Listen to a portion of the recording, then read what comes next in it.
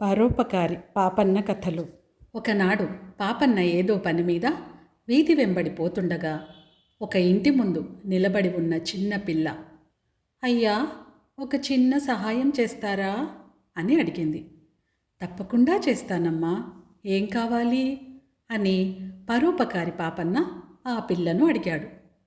అరుగు మీద ఆ పిల్ల తల్లి పడుకొని ఉన్నది.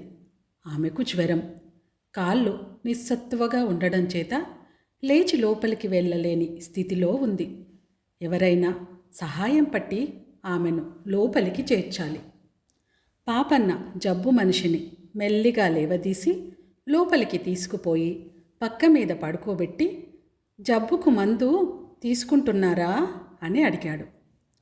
లేదు నాయనా, మా బోటి వాళ్ళం మందులు మాకులు ఎక్కడ కొనగలం?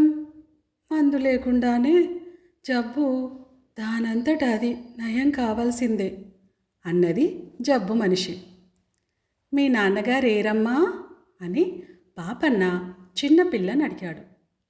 మా నాన్న బస్తీలో ఉంటాడు, వారానికి ఒక్కసారి వస్తాడు అన్నది పిల్ల. జబ్బుకు మందు లేకపోతే ఎలాగా అంటూ పాపన్న అక్కడి నుంచి వైద్యుడి ఇంటికి బయలుదేరి వెళ్ళాడు. ఆ గ్రామానికి ఆయన ఒక్కడే వైద్యుడు. వైద్యుడింటి తలుపు మూసి ఉన్నది. పాపన్న తలుపు తట్టిన మీదట కుర్రవాడొకడు తలుపు తెరిచి, ఏం కావాలి అని అడిగాడు. వైద్యుడు గారు అని పాపన్న అంటుండగానే ఆ కుర్రవాడు చెయ్యి ముందుకు చాచాడు. ఆ అభినయం అర్థం కాక పాపన్న, ఏం కావాలి అని అడిగాడు. మీకు తెలీదా? వైద్యుడి గారిని చూడాలంటే నా చేతిలో ఒక పావలా పెట్టాలి, ఆయనతో మాట్లాడాలంటే మరో పావలా ఇవ్వాలి, మందు కూడా కావాలంటే మరి 2 పావలాలు అన్నాడు ఆ కుర్రవాడు. పాపన్న కుర్రవాడి చేతిలో ఒక పావలా పెట్టి లోపలికి ప్రవేశించాడు. అతన్ని చూడగానే వైద్యుడు చెయ్యి చాచాడు. పాపన్న ఆయన చేతిలో ఇంకో పావలా పెట్టాడు. పాపన్న చెప్పినదంతా విని వైద్యుడు, నేను వచ్చి రోగిని చూడాలంటే 8 పావలాలు ఇవ్వవలసి ఉంటుంది అన్నాడు. వైద్యుడికి 2 రూపాయలిచ్చి పాపన్న ఆయనను వెంటబెట్టుకొని జబ్బు మనిషి దగ్గరికి తీసుకువచ్చాడు. వైద్యుడు రోగిని పరీక్షించి ఆమెకేదో భస్మము, కషాయము, దినుసులు, పైపూత ఇచ్చి వాటికన్నిటికీ డబ్బు పుచ్చుకొని పథ్యపానాలు చెప్పి వెళ్ళిపోయాడు. జబ్బు మనిషి పాపన్నతో, జబ్బు నయం కాక అలాగే ఉంటుందా నాయనా? డబ్బు గల వాళ్ళు తప్ప ఈ వైద్యుణ్ణి భరించలేరు. ఈ సంగతి ఊళ్ళో అందరికీ తెలుసు.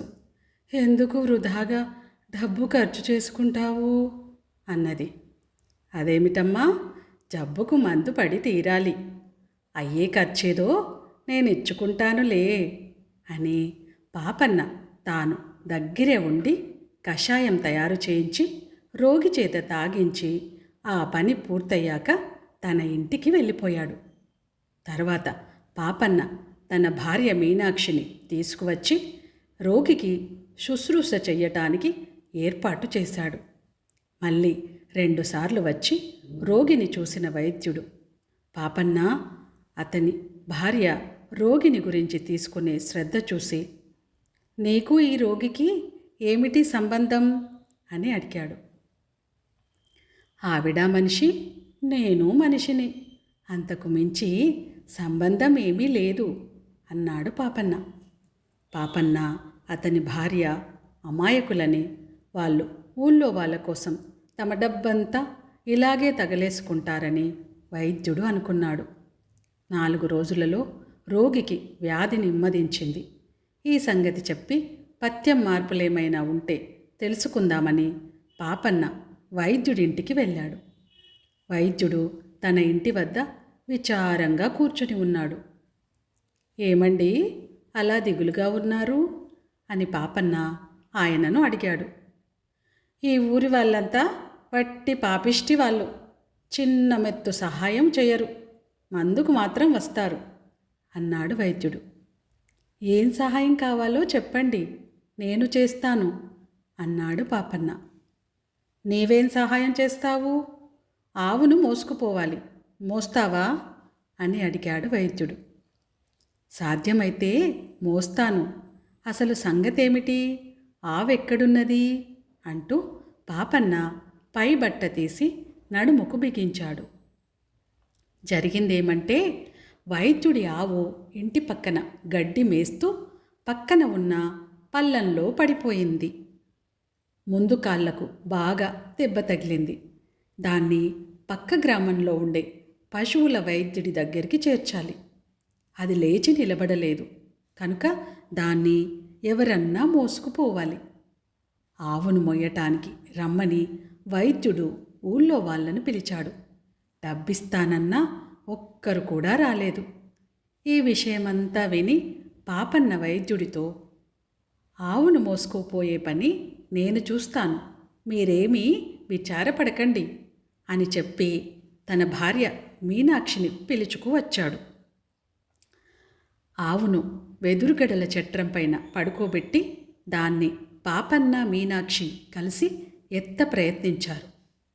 మీరు కూడా ఒక చెయ్యి వెయ్యండి అన్నాడు పాపన్న. నేనా అని వైద్యుడు దిక్కులు చూశాడు. కానీ సహాయం వెళ్ళలేదు. పాపన్న మీనాక్షి కలిసి అమిత ప్రయాసతో ఎలాగో ఆవును పశువుల పాక నుంచి బయటికి తెచ్చారు. బయట కొందరు నిలబడి జరిగేదంతా చూస్తున్నారు. వారిప్పుడు ముందుకు వచ్చి, పాపన్నగారు మీరుండండి, మీ బదులు మేమే మోస్తాం. ఈ వైద్యుడి గారి కోసము, ఆయన ఇచ్చే డబ్బు కోసము అయితే మొయ్యం గాని మీరు శ్రమ పడుతుంటే చూస్తూ ఊరుకుంటామా అన్నారు. వాళ్ళు ఆవును పొరుగురు పట్టుకుపోయి పశువుల వైద్యుడి చేత దానికి చికిత్స చేయించి మళ్ళీ తీసుకువచ్చారు. వైద్యుడు వారికి డబ్బులు ఇవ్వబోయాడు. కానీ వారు తీసుకోక, అయ్యా, డబ్బే ప్రధానం కాదు, ఊరికింత ఉపకారం చేయడం నేర్చుకోండి, అంతే చాలు అన్నారు.